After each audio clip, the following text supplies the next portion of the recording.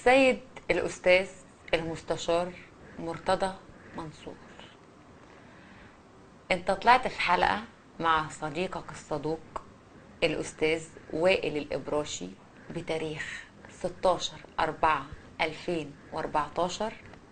اتهمتني بعدة اتهامات، ألا وهي: أول حاجة قلت عليا إن أنا كنت شغالة خدامة عند واحدة، والواحدة دي كانت بتضربني وطردتني، وأنا اشتكيت لك وطردتني وضربتني ليه؟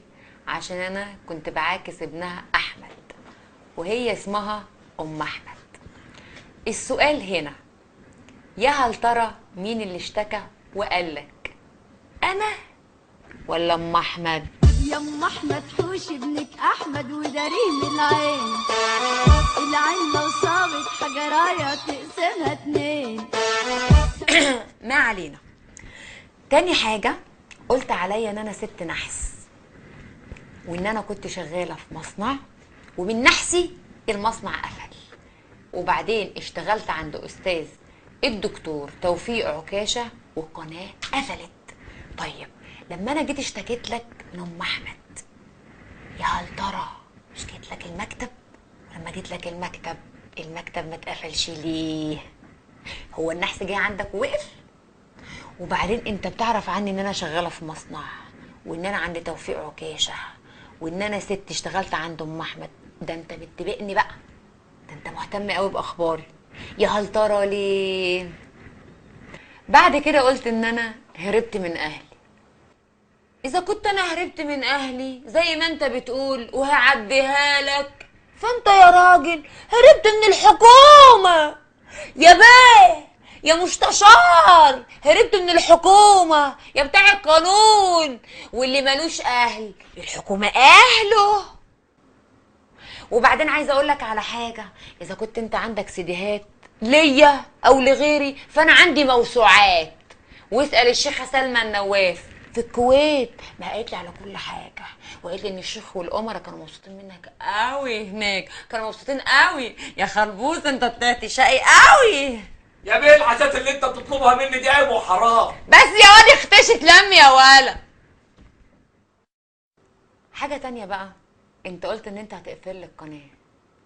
انت تقفل لي القناه؟ انت مين؟ مرتضى منصور يقفل قناه فلول؟ بأمارة ايه؟ القناه دي تتقفل في حاله واحده، حكم محكمه، قانون يا بتاع القانون، قانون على دماغي ودماغ اللي جابوني. لكن انت مين؟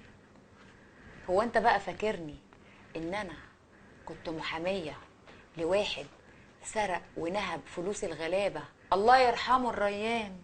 ولا انت فاكرني سوابق زيك وخدت كام سنه في اهانه السلطه القضائيه؟ ولا انت بقى يمكن تكون فاكرني ان انا بجري واهرب واستخبى عند جوز بنتي عشان ما احتكمش للقانون اللي انت بتتكلم باسمه؟ بص يا سياده المستشار، عايزه اقول لك كلمتين.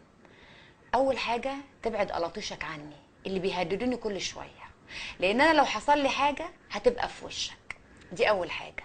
تاني حاجه يا حبيبي، اذا كنت انت مرتضى منصور، انا سما المصري، انا راجل ارجل منك، لان انا ما استخبيتش وجريت ايام الاخوان عشان خايفه منهم.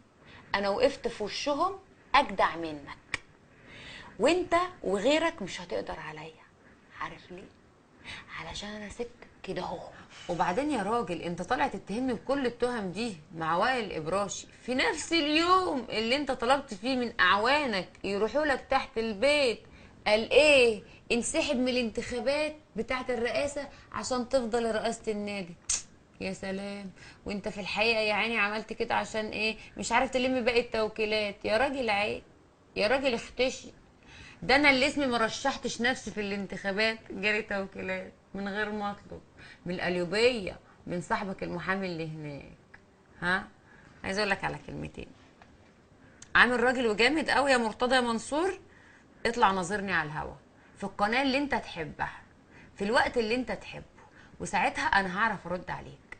مش تطلع عند وائل ابراشي وحتى ما تطلبوش تعملوا مداخله لو انتوا جامدين كده كنت تعمل مداخله وانا كنت هعرفك قيمتك، عشان ما تقعدش تشتم وتسب في الناس عمال على بطال.